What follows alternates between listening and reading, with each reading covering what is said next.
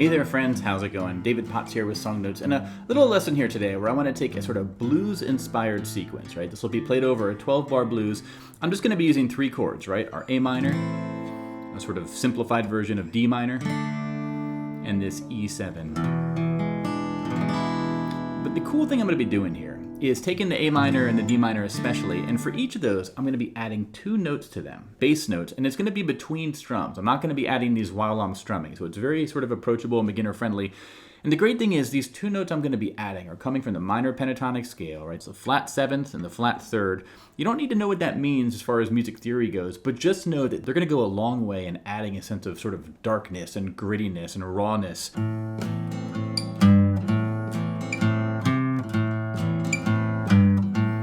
Same for the D minor, right?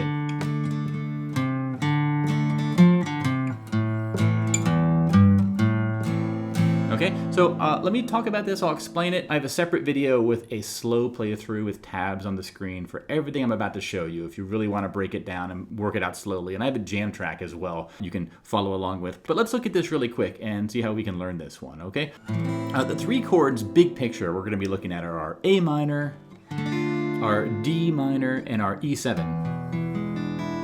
But a couple things I want to call out here, right? For the A minor and for the D minor, I have these notes in parentheses. What that means is I'm going to tend to not play those thinnest one or two strings, right? I really want this to have a sort of low, guttural, sort of raw, earthy on those thicker strings, right? So for the A minor, maybe I'll play the middle four strings or just strings 5, 4, and 3.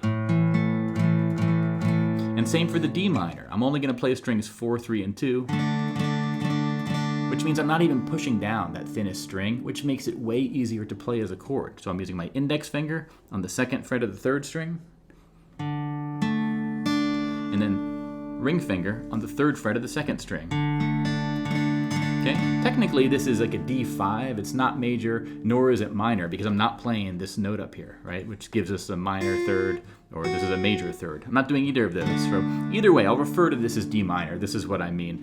Now, here's the cool part. For each of those two chords, I'm going to add two different notes, okay? For the A minor, the notes are going to be on the third fret of the sixth string and the fifth string. Okay, I'm going to play them with my left ring finger. And the cool thing is, I'm going to keep these two fingers in the A minor position at all times, right? My index and my middle. And when I'm not strumming, I'm going to sort of take my ring finger, put it on one of these sort of flavor notes, and then go back to the A minor. But I want to show you really quick for the D minor how similar this is. Check this out. We're going to go to our position here, and we have our left middle finger is free. And this middle finger is going to be on the third fret always. It's either going to be on the fifth string or on the fourth string, okay? But remember that the root of our D minor is this open fourth string. So this is sort of our root home bass note for the D minor.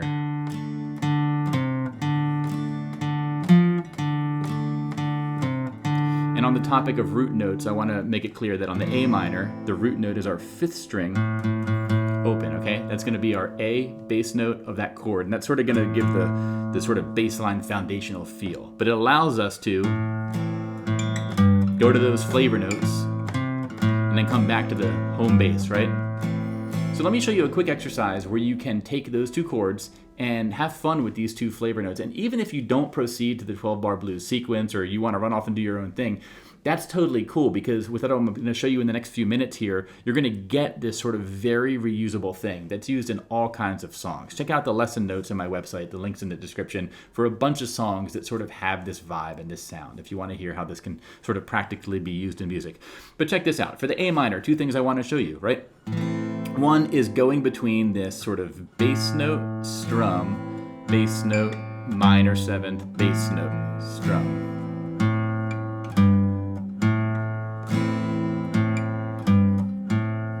Okay, a good way to get used to this is just get used to doing a bass note strum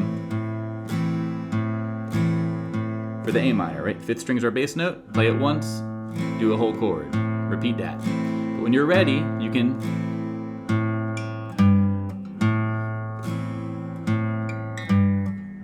get that 6th string, 3rd fret in there, okay? And then try the same thing with the 5th string, 3rd fret.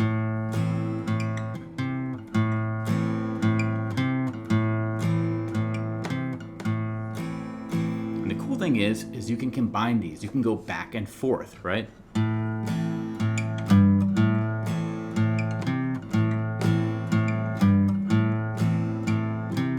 Nice little circular thing to practice. Now, after a while, that might get a bit monotonous and boring, and the great thing is, this is a great time to transition up to that D minor, right? Same thing here. You can go between adding the flat 7th and the flat 3rd, okay? You don't need to understand the music theory necessarily. If you're curious, I have in my sort of a PDF for this lesson, you can see this fretboard diagram. Anytime you're playing an A minor chord or a D minor chord, you're playing the 1, the flat 3, and the 5, okay? Where the 1 is the note that the chord's named after. So the 1 for our A minor is an A, right? The flat 3rd is the, in this case, it's a C. And the 5 is an E. You don't need to know this stuff though, just be aware that it exists and understand that these purple circled notes, those are those flavor notes we're adding, right? And this map you see, this is the sort of minor scale, okay? So this is the flat 7th, and that's the flat 3rd, okay? And just really quick while I have you, looking at the D minor mapping here. Flat 7th,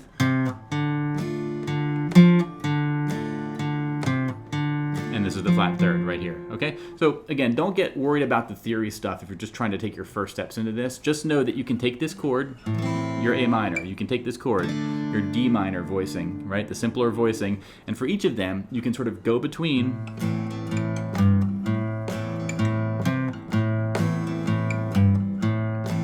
the bass note of that chord, and then these sort of flavory bass notes that are coming from the minor pentatonic scale. Now, here's the cool part. We can look at a 12-bar blues sequence, right? It's a 12-measure sequence that's sort of very much in line with sort of traditional blues sound, and you'll recognize it when you hear it. But we can work towards being able to use these sort of flavory bass notes while we're playing through the 12-bar blues sequence. So really quick, looking at the 12-bar blues, how it's going to work is the A minor, that's going to be our 1, right? The D minor, it's going to be our 4, and the E is our 5.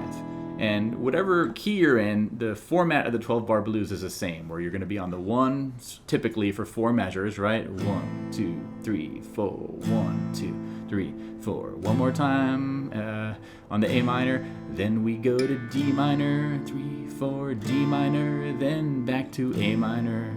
Okay, get ready for the last line. Then to E7, to D minor, then A minor, then back to E. D, D, D, D, do, do, do. And then it repeats, okay? So really quick about the E7 here. You can just play a regular E chord, okay? Start with that if you just want to keep it super simple.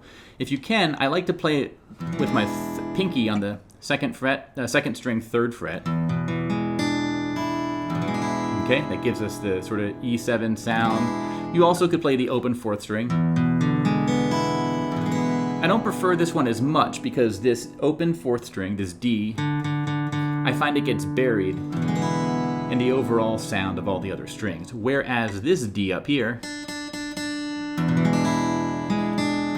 because it's sort of one of the thinner strings, I just find that it's a bit easier for the ear to pick up on. But whatever version of E you want to use, a regular E will work just fine as well, okay? Now, you could play through the 12-bar blues, you could do a single strum on each chord, just you want to do 4 counts per measure, right? 1, 2, 3, 4, 1, 2, 3, 4, right? That would be the simplest way to do it. But what I have on page 2 of my PDF for this lesson is a sort of mapping where for the A, you're going to do a 1, 2, 3, 4, 1, 2, 3, 4. You're going to do a bass note, strum, bass note, strum, bass note, strum, bass note, strum. D minor, same thing.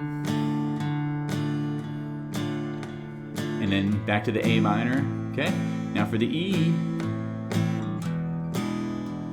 then D minor, then A minor, then back to E, okay? This is something you could practice on your own if you want to sort of get used to going through the 12-bar sequence. And I would recommend, if you want to sort of add in these sort of flavory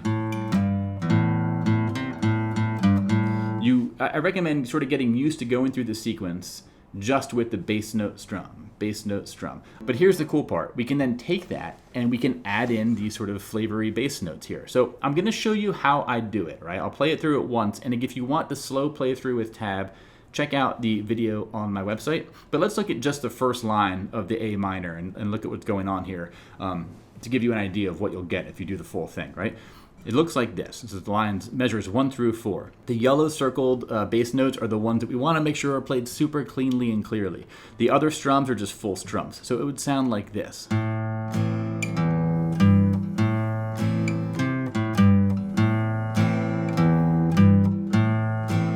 then we're going to walk up to the D minor by using the open 5th string, 3rd fret on the 5th string, and then we do open 4th string to start measure 5. And then you're going to use a similar thing I already showed you for that D minor.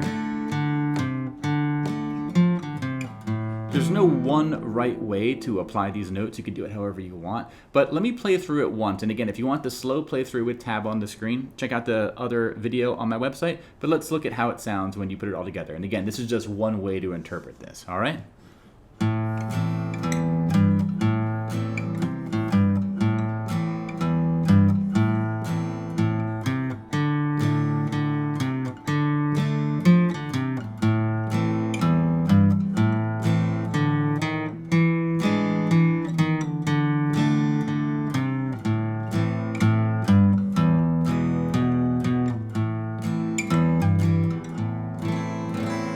Okay, so that's an example of how you could play a 12-bar blues by using the sort of bass notes that I'm showing you here. So that's going to be it for this sort of initial version of the lesson, this free version. Check out the website, again, if you want to see a slow playthrough with tabs. So that's all available at my website. The link's in the description of this video. So I hope you dug it, and if nothing else, just take that A minor, take that D minor, and practice adding these sort of low-end bass notes.